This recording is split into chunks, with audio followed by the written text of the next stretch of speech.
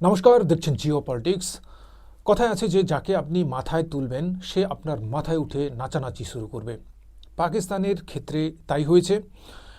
এতদিন ধরে যেসব জঙ্গি গোষ্ঠীগুলোকে তারা নিজেদের মনে করে সাজাতেন, সেই জঙ্গি গোষ্ঠীগুলোই এখন তার দেশের মধ্যে একেবারে নাশকতামূলক কাজ করা শুরু করে দিয়েছে।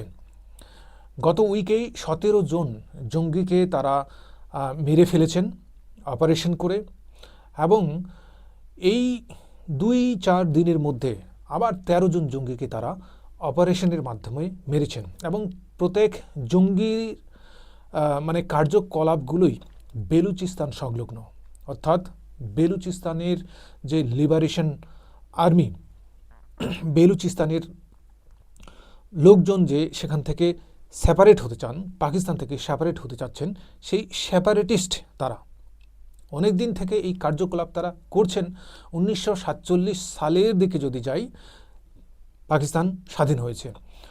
1948 সালে তারা বেলুচিস্তানকে নিজেদের আয়ত্তের মধ্যে নিয়ে নেয়, এবং বেলুচিস্তানের মানুষের ক্ষোভ এখান থেকেই শুরু হয়, এবং তারা চেয়েছিল যে তারা পাকিস্তান থেকে সেপারেট হয়ে একটা স্বাধীন এবং স্বতন্ত্র রাষ্ট্র তৈরি করবে, কিন্তু সেটা হয়নি। এর পেছনে বেশ কিছু কারণ আছে।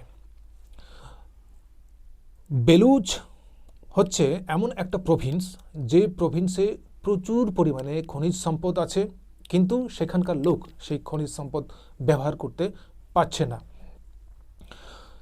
সেখানকার লোকের কোনো কর্মসংস্থান নেই, বসতবাড়ি ঠিকঠাক নেই, জীবনযাপনের যে মিনিমাম একটা সরকারি সহায়তা লাগে সেটা নেই, স্বাস্থ্য পরিষেবা নেই, ইলেকট্রিসিটি নেই, বহু রকম ঝঞ্ঝাটের মধ্যে দিয়ে সেখানকার লোক নিজেদের জীবন অতিবাহিত করছে। এটা একটা তাদের ক্ষোভ হওয়ার মেইন কারণ।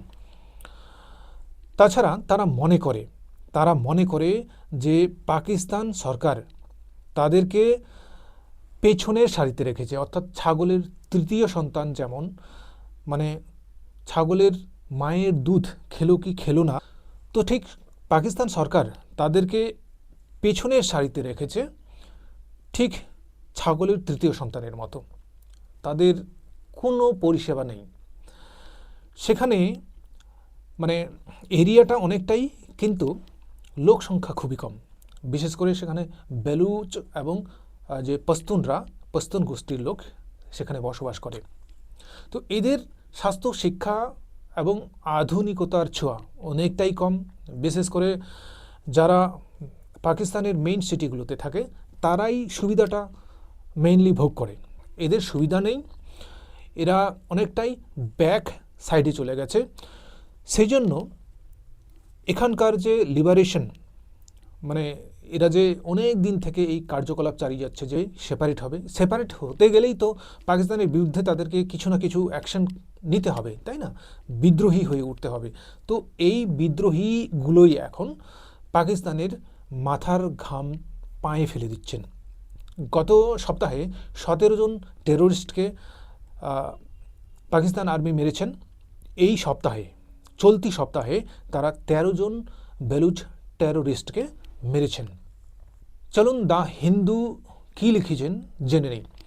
13 terrorists killed in Balochistan province of Pakistan, according to the Inter-Services Public Relations ISPR, the military's media wing. These terrorists were killed in 2 operations conducted on December 24 and 25 in the Kahlu and Kalath areas of province.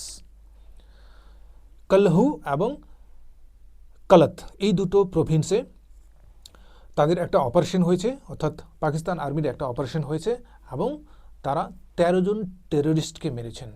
আচ্ছা, বেলুচিস্তান সম্পর্কে একটু deeply যদি আলোচনা করি তাহলে দেখা যাবে যে ওখানকার মানুষের ক্ষোভটা কোন জায়গায়।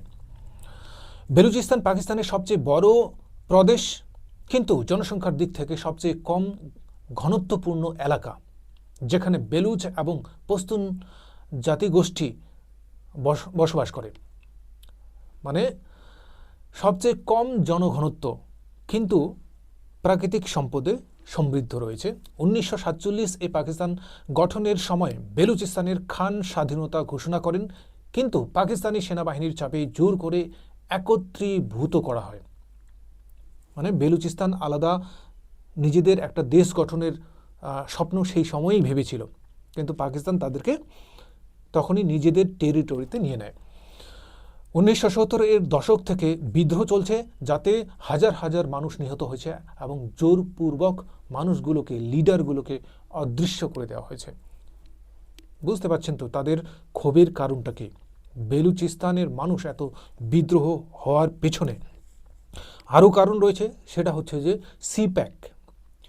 সিপ্যাক ওখানে যে কাজ চলছে, অর্থাৎ চায়না পাকিস্তান ইকোনমিক করিডর। এই করিডোরের কাজ পাওয়া উচিত ছিল সেখানকার বেলুচিস্তানবাসীদের, কিন্তু সেখানে কাজ করছে কারা? চায়নার লোকজন এসে, চায়নার কারিগর এসে। তাহলে এদের প্রভিন্স, এদের এরিয়ায় কাজ হচ্ছে, অথচ এরা কাজ করছে লেবারের। এটাও একটা প্রধান কারণ তাদের মানে ক্ষোভ ছুড়ে দেওয়ার।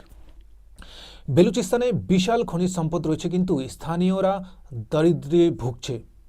এটাও একটা মেইন কারণ যে আমাদের এখানে খনিজ সম্পদ আছে, অথচ আমরা সেটাকে ইউজ করতে পারছি না। ইউজ করছে কারা? মেইন যারা পাকিস্তানের লোক, তারা। এই জন্যই যখনই তারা পাকিস্তানের সেনাবাহিনীকে দেখে, তাদের প্রতি একটা ক্ষোভ উগরে দেয়, সেটা টেরর অ্যাটাকের মাধ্যমে হোক অথবা বিদ্রোহের মাধ্যমে হোক। এই কাজগুলো কিন্তু তাদের দ্বারা সেখানে সংগঠিত হচ্ছে। আচ্ছা, 1947 সালের পর বেলুচ নেতা খান আহমদ ইয়ার খান যখন বেলুচ স্বাধীনতা ঘোষণা করেন, তখন তাকে কিন্তু বন্দি করে জেলে পুড়িয়ে দেওয়া হয়, এবং তাকে কখন মেরে দেওয়া হয়েছে বেলুচের লোকজন সেটাও জানে না। তার বিরুদ্ধে কি ছিল? যে বিশ্বাসঘাতকতার একটা অভিযোগ।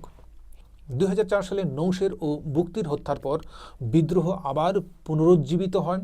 অনেক বেলুচ নেতাকে গুম করে দেওয়া হয়, যার ফলস্বরূপ পাকিস্তানের মধ্যে কিন্তু এখনও টেরর অ্যাটাক হচ্ছে।